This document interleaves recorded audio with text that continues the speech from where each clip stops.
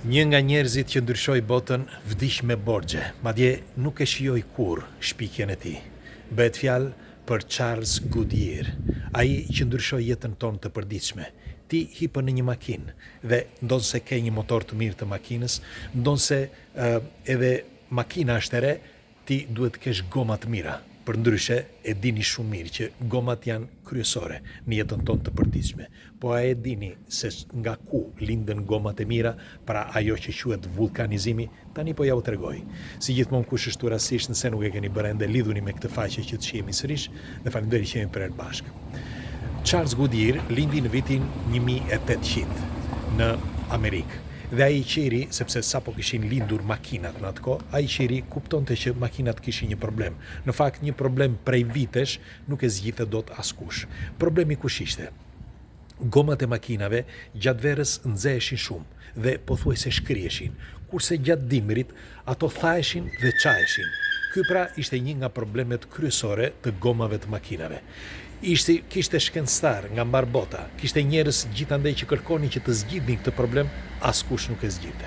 Dhe Charles në vitin 1831, ai po bënte një eksperiment, sepse kishte vite që po bënte këto eksperimente me gomat. Ai dëshironte që goma të ishte rezistente dhe duhet ishte ai, pra shpiksi i gomës që do të ndryshonte botën përgjithmonë. Mirë po, nuk po arrinte dot. Në fakt, kaloi shumë kohë dhe aty nga viti 1839, ai teksa po bënte disa prova, kishte harxuar gjithë paratë që kishte, madje ishte futur dhe në borxhe. Bile kishte marrë kaq shumë para sa që e morën dhe e arrestuan. U fut në burg, bëri dhe burg. U kërkoi atyre, ju përgjirua atyre që ai do ta zgjidhte atë problem dhe ishte i bindur për këtë. Në fakt, pasi e liruan, ai filloi që të bënte teste të tjera. Dhe një ditë, si thash, në vitin 1839, ai ishte duke bërë disa prova. Dhe nuk po dilte asgjë nga këto prova, sepse provat ishin gjithmonë me përdorimin e gomave natyrale. Për ata që nuk e din, gomat natyrale është një proces tepër i ndëlikuar, ndoshta ju u duket diçka normale, sepse ne hipim në makinë dhe themi mos e goma janë. Por gomat janë të përbëra me rreth 200 produkte të ndryshme, sepse përveç naturalizimit, pra ka disa sende sintetike të marrë nga natyra, por përveç kësaj ka dhe disa procese të tjera. Dhe procesi i vulkanizimit, çfarë është ky vulkanizimi, do t'ja u tregoj tani, e bëri, pra e shpiku pikërisht Charles Goodyear në vitin 1839. Por çfarë ndodhi atë ditë? Ai teksa po bënte disa prova, rastësisht nuk dihet se përse u gjend zolf aty, sepse rastësisht gjeti ai bënte prova për gjëra të tjera, por jo në atë rast. Në fakt ai mori goma, ai që kishte përgatitur për të bërë goma, u përzien me zolfin dhe krejt rastësisht ra mbi sop. Dhe në vend që të shkriej, ai ishte më rezistente. Ishte shumë e çuditshme. Pra, goma e përzier me zolfin bëri një reaksion të fortë që krijoi atë që gomën ne që përdorim sot. Pra, goma Goodyear, që duhet të dini është ajo goma e vulkanizimit. Dhe kur e provoi, ajo ishte shpikja. Pra shpikja që ndryshoi çdo gjë, ndryshoi botën, ndryshoi gomat se si i njohim sot, ndryshoi atë mënyrën e të ecurit dhe atë problemin e madh që nuk e zgjidhte kush. Pra që gjatë verës gomat nuk shkrieshin, por përkundrazi, bëheshin më të buta dhe më rezistente. Dhe anasjelltas në kohën e dimrit nuk çaheshin, por nxeheshin, pra nxehet pak më shumë dhe janë më rezistente. Pra përveç kësaj, gomat, pra goma natyrore, së bashku e përzier me zolfin, bën dhe diçka tjetër. Me anë të grimcave që gjenden në asfalt, ajo ngjitet. Pra, çfarë do të thotë kjo? Në qoftë se keni vënë re, ka disa momente kur ti lëviz me shpejtësi, për shembull me makinë në asfalt, duket sikur makina ngjitet, me fjalë ngjitet me asfaltin.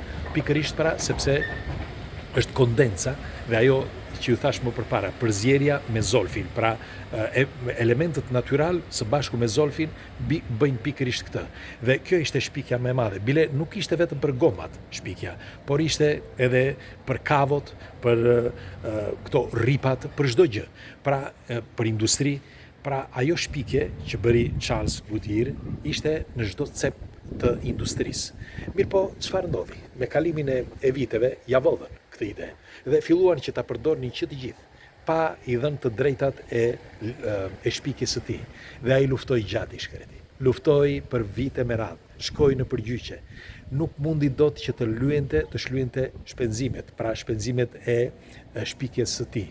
Madje ai u fut në borxh deri në $200.000, që në atë kohë mund të themi që ishin rreth 200 milion sot, sepse në vitet 1800 ishin shumë para. Dhe vdiq në i varfër me borxhe në vitin 1893 dhe i braktisur nga të gjithë, sepse që të gjithë e dinin shumë mirë që Charles Goodyear ishte ai shpikësi i madh. Por në qoftë se do ta pranonin derisa ai ishte gjallë, atëre ishin të detyruar që të pagonin përqindjen e shpikjes së tij. Dhe kështu Charles Goodyear vdiq. Vdiq në vdiq në vitin 1860. Vitin 1860, por në vitin 1890 ca u bë lindi Goodyear. Këtë doja të thoshja, në vitin 1890 ca lindi Goodyear, pra kompania që bëri për nder ngjoja, për nder të Goodyearit, për të Charlesit, i vuri emrin Goodyear. Por ç'është e vërteta, ajo kompani mori të gjitha të drejtat. Dhe gjoja për t'i dhënë të drejtat Charles Goodyearit, bëri, me fjalë, vendosi emrin kompanisë dhe bëri atë që se kishte bërë gjoja kush. Por duhet të dini diçka, nuk është vetëm Charles Goodyear, por ka patur edhe shpikës të tjerë në mbar botën gjatë viteve, që ata shpikën për të mirën e njerëzimit, sepse që të gjithë e kanë bërë kështu.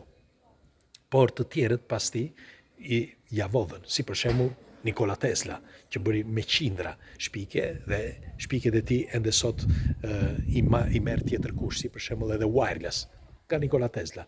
Pra, Charles Goodyear meriton respektin më të madh nga të gjithë ne, sepse sot ne ndihemi të sigurt dhe jemi të sigurt në një makinë ku ka ato goma që shpiksi i vulkanizimit të gomave, sepse ky është vulkanizimi që ju thash më përpara. Pra, ai efekti që bën me asfaltin goma dhe përzierja, ai është vulkanizimi që gjatë verës pra është më rezistent dhe gjatë dimrit po ashtu anasjellta siç ishte më përpara që ishte krete kundërta, që gjatë verës shkrihej dhe gjatë dimrit